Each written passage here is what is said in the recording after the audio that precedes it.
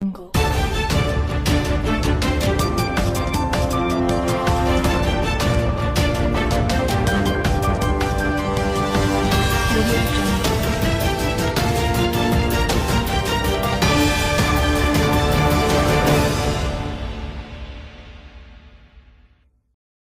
పట్టణంలో పెరుగుతున్న జనాభాలో భాగంగా ఉర్దూ పాఠశాల అనేది ఖచ్చితంగా ఇక్కడ ఉన్న పౌరులు అనేక సందర్భాల్లో వాళ్ళ బిడ్డలను చదివించుకోవడానికి కోసం వ్యక్తపరుస్తూ ఉన్నారు.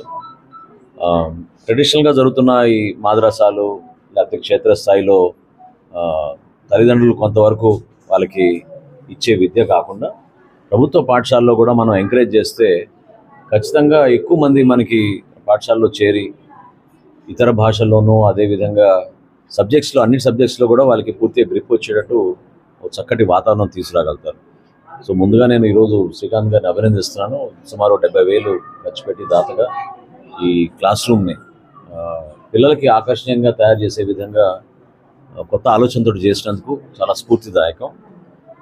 ఉర్దూ క్లాస్ రూమ్ కోసం మనకి మారిస్పేటలో ఇతర ప్రాంతాలతో పోటీ పడే విధంగా ఇక్కడ కూడా తల్లిదండ్రులు సహకరించాలి, ఎక్కువ మంది చేర్చుకునే విధంగా. అంటే ముగ్గురున్న సంఖ్య కాస్త 11 అయింది ఈ సంవత్సరం.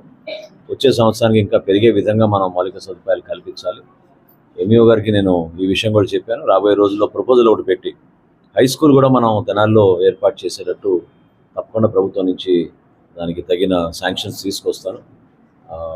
ఎక్కడ కూడా లోటు లేకుండా మన బిడ్డలు చదివించుకుంటేనే మనకి భవిష్యత్తు. వాళ్ళు కూడా పాపం ఎంతో ఆసక్తితోటి నేర్చుకోవాలనే తపన పిల్లల్లో ఉంటుంది. అటువంటి వాతావరణం కల్పించినందుకు ప్రతి ఒక్కరిని నేను అభినందిస్తున్నాను. Thank you. వెరీ